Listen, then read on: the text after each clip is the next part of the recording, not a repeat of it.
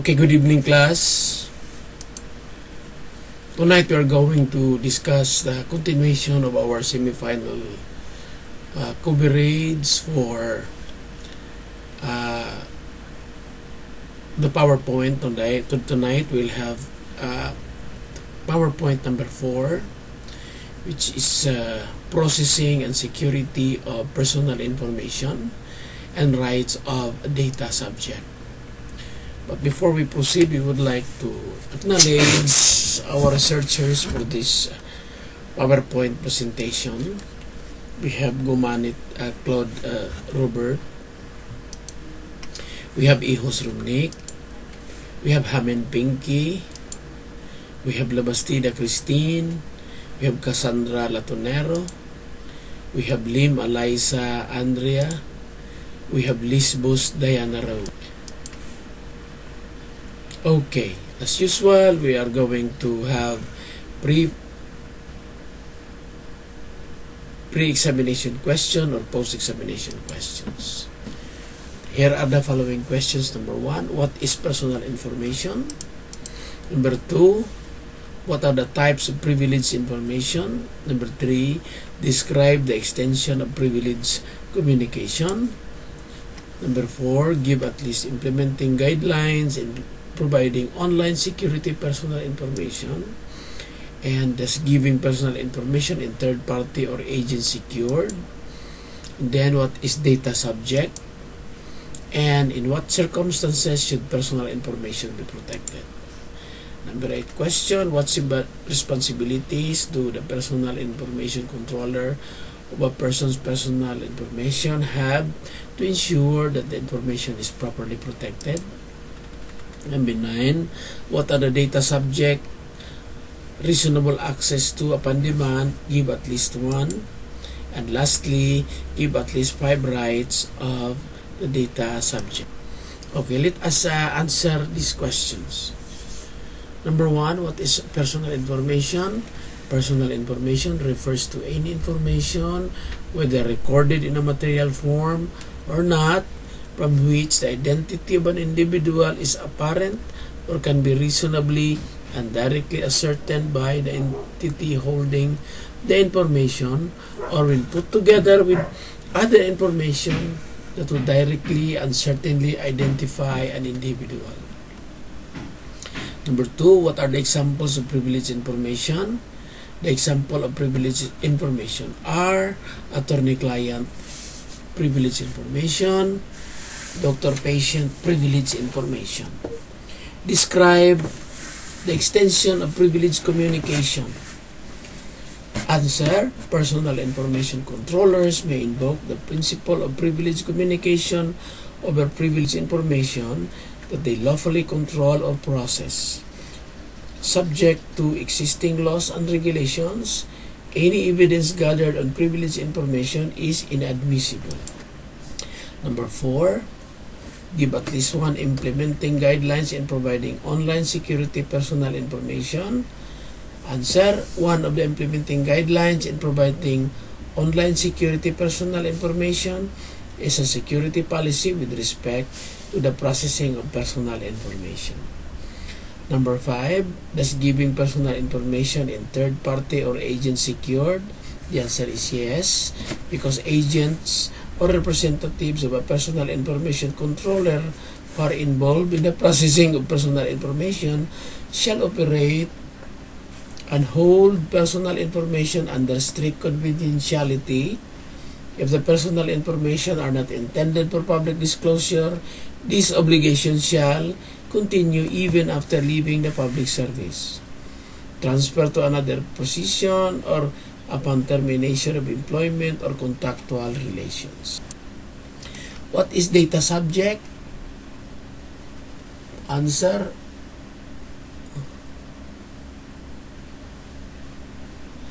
data subject refers to an individual whose personal information is processed.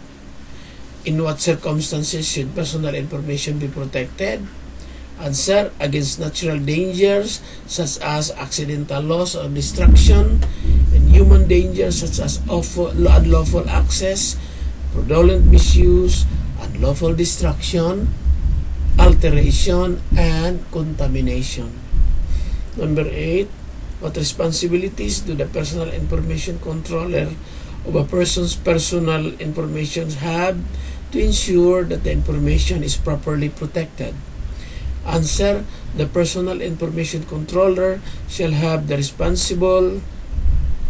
responsible for ensuring that proper safeguards are in place to ensure A, the confidentiality of the personal information process, B, prevent its use for unauthorized purposes, and generally C, to comply with the requirements of the Data Privacy Act and other laws for the processing of personal information.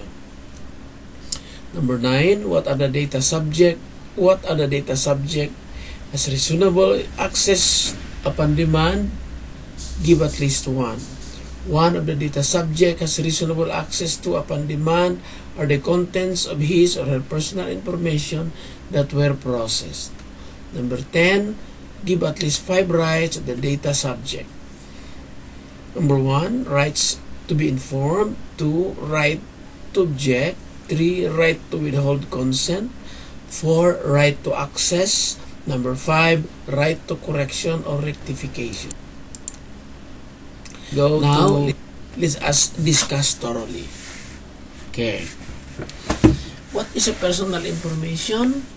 Personal information is whether recorded in a material form or not, are those from which the identity of an individual is apparent or can be reasonably and directly ascertained by the entity holding the information, or when put together with other information would directly and certainly identify an individuality or individual.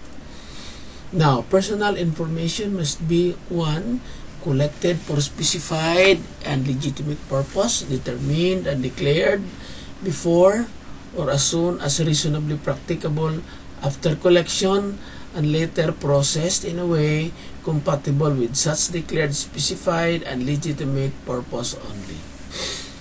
Number 2, processed fairly and lawfully.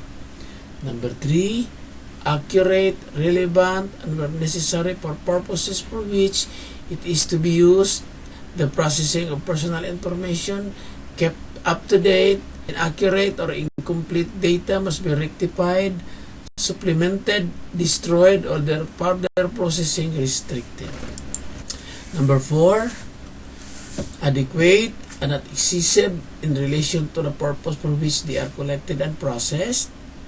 And then, personal information must be retained only for as long as necessary for the fulfillment of the purposes for which the data was obtained, or for the establishment, exercise, or defense of legal claims, or for legitimate business purposes, or as provided by law, and kept in a form which permits identification of data subjects for no longer than is necessary for the purposes for which the data were collected and processed.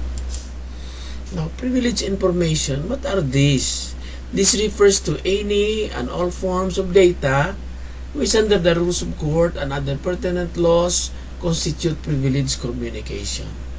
Example of privileged communication is 1, attorney-client privileged communication, the doctor-patient privileged communication, the marital privileged communication, priest-confessor privileged information, and that even includes the press unto the informant privilege information. Sensitive personal information. What is this? This refers to personal information, 1, about an individual's race, ethnic origin, marital status, age, color, and religious, philosophical, or political affiliations, about an individual's health, education, genetic, or sexual life of a person, or to any proceeding for any offense committed or alleged to have been committed by such person, the disposal of such proceedings, or the sentence of any court in such proceedings. And then sensitive personal information is issued by government agencies particular to an individual, which includes but is not limited to social security numbers, previous or current health records, licenses or its denials, suspension or revocation, and tax returns, and specifically established by an executive order or an act of Congress to be kept classified. These are the personal or sensitive personal information. Now, the processing of sensitive personal information and privileged information shall be prohibited except in the following cases. 1. When the data subject has been given his or her consent specific to the purpose prior to the processing, or in case of privileged information, all parties to the exchange have given their consent prior to the processing. Now, the processing of the same is provided for by existing laws and regulations, provided A. Such regulatory enactments guarantee the protection of the sensitive personal information and the privileged information, and the consent of the data subjects is not required by law or. Number 3, the processing is necessary to protect the life and health of data subject or another person, and the data subject is not legally or physically able to express his or her consent prior to the processing. The process is necessary to achieve the lawful and non-commercial objectives of public organizations and their associations, provided A. that such processing is only confined and related to the bona fide members of these organizations or their associations, B. that the sensitive personal information is not transferred to the third parties, and C. that the consent of the data subject was obtained prior to the processing. Number 5, the processing is necessary for the purpose of medical treatment, is carried out by the medical practitioner or a medical treatment institution, and an adequate level of protection of personal information is ensured. Or number 6, the processing concerns such personal information is as necessary for the protection of lawful rights and interests of natural or legal persons in court proceedings or the establishment, exercise, or defense of legal claims, or when provided to the government or public authority. Now, subcontract of personal information. A personal information controller may subcontract the processing of personal information. The personal information controller shall be responsible for ensuring that the proper safeguards are in place to ensure 1. the confidentiality of the personal information processed, 2. prevent its use for an authorized purpose, and generally to comply with the requirements of the Data Privacy Act and other laws for the processing of personal information. Now, what are the rights of the data subject? 1. Right to informed consent. The data subject shall be informed whether personal information pertaining to him or her are being or have been processed. The following information must be provided before the entry of the personal information into the processing system or at the next particular opportunity. A. Description of the personal information must be entered into the system. B. Purposes for which they are being or are to be processed. C. Scope and method of the personal information processing, and the recipients or classes of recipients to whom they are or may be disclosed. E. Methods utilized for automated access if the same is allowed by the data subject and the extent to which such access is authorized. F. The identity and contact details of the personal information controller or its representative. G. The period for which the information will be stored. And H. The existence of their rights, that is, to access, to correction, as well as the right to lodge a complaint before the commission. We also have the right to object. The data subject shall have the right to object to the processing of his or personal data, including the processing for direct marketing, automated processing, or profiling. 3. Right to withhold consent. The data subject shall be notified and given an opportunity to withhold consent to the processing in cases of changes or any amendment to the information supplied or declared to the data subject in the preceding paragraph. Amendment of information. Any information supplied or declared made to the data subject of this matter shall not be amended without prior notification of the data subject. But there is exception.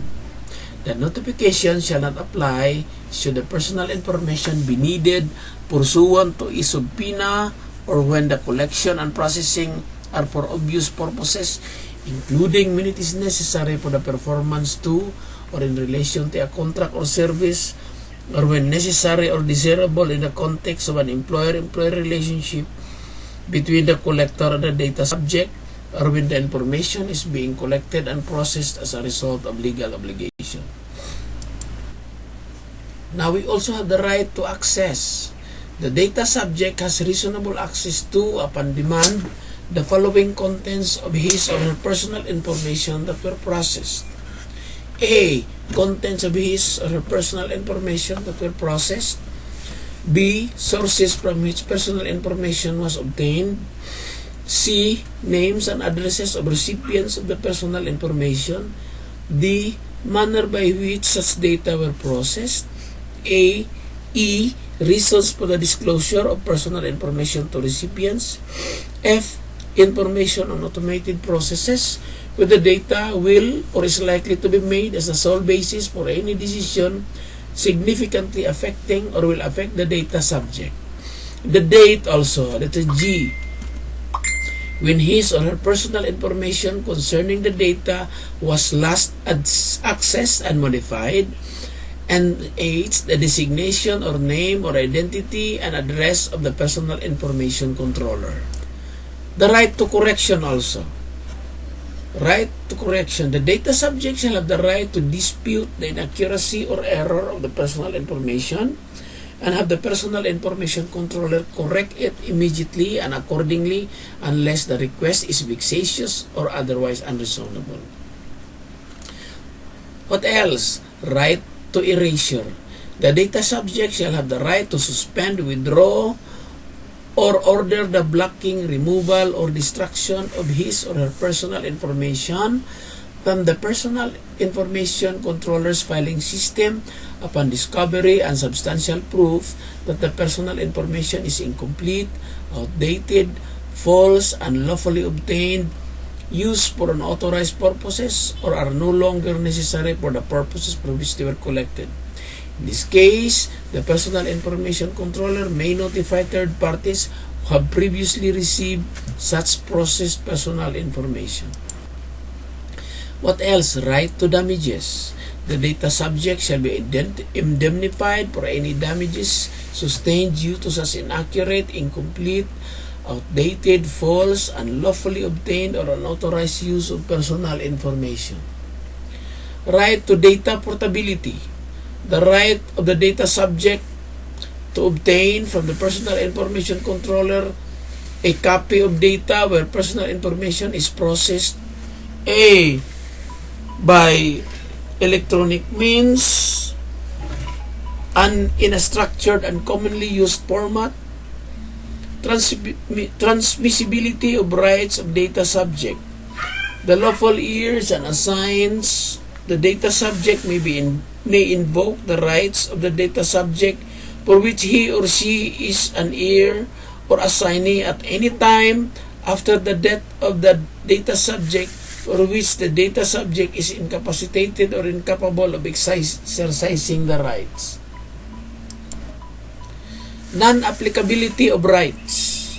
If the processed personal information is used only for the needs of specific and statistical research, and on the basis of such, no activities are carried out and no decisions are taken regarding the data subject, provided that the personal information shall be held under strict confidentiality and shall be used only for the declared purpose, And number 2, to processing of personal information gathered for the purpose of investigation in relation to a criminal, administrative, or tax liabilities of data subject. Security of personal information. A. The personal information controller must implement reasonable and appropriate organizational, physical, and technical measures intended for the protection of personal information against any accidental or unlawful destruction, alteration, and disclosure, as well as against any other unlawful processing. The personal information controller shall implement reasonable and appropriate measures to protect personal information against natural dangers, such as accidental loss or destruction, and human dangers such as unlawful access, fraudulent misuse, unlawful destruction, alteration, and contamination. C. The determination of the appropriate level of security under this section must take into account the nature of the personal information to be protected, the risks represented by the processing, the size of the organization and complexity of its operations, current data best practices, and the cost of security implementation. Subject to guidelines as the Commission may issue from time to time, the measures implemented must include 1. Safeguards to protect its computer network against accidental, unlawful, unauthorized usage or interference with or hindering their functioning or availability. Number 2, security policy with respect to the processing of personal information. Number 3, a process for identifying and accessing reasonable, foreseeable vulnerabilities in its computer networks and for taking preventive, corrective, and mitigating actions against security incidents that can lead to a security breach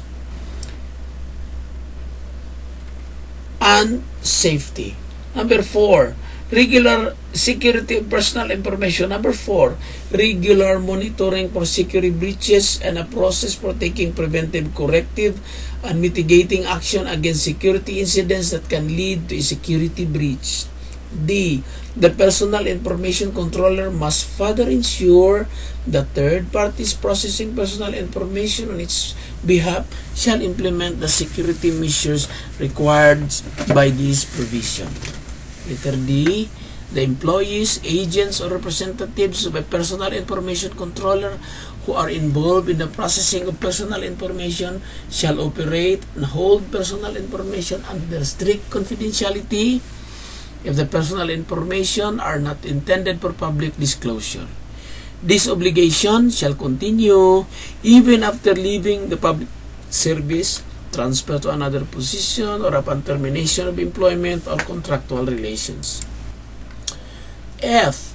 The personal information controller shall promptly notify the Commission and affected data subjects when sensitive personal information or other information that may under the circumstances be used to enable identity fraud are reasonably believed to have been acquired by the unauthorized person, and the personal information controller or the Commission believes that such an authorized acquisition is likely to give rise to a real risk or serious harm to any affected data subject. The notification shall at least describe the nature of the breach, the sensitive personal information possibly involved, and the measures taken by the entity to address the breach. Notification may be delayed only to the extent necessary to determine the scope of the breach, to prevent further disclosures, or to restore reasonable integrity to the information and communications systems. 1. In evaluating is unwarranted, the Commission may take into account compliance by the personal information controller with this section and the existence of good faith in the acquisitions of personal information. 2. The Commission may exempt a personal information controller from notification where in its reasonable judgment such notification would not be in the public interest or in the interest of the affected data subjects. 3. The Commission may authorize postponement of notification where it may hinder the progress of criminal investigation related to a serious breach. And that was the last topic. That was the last slide for the discussion. Thank you, and I hope you have remembered all those lecture and you can remember it during the examination for our semifinals. So thank you, class, and good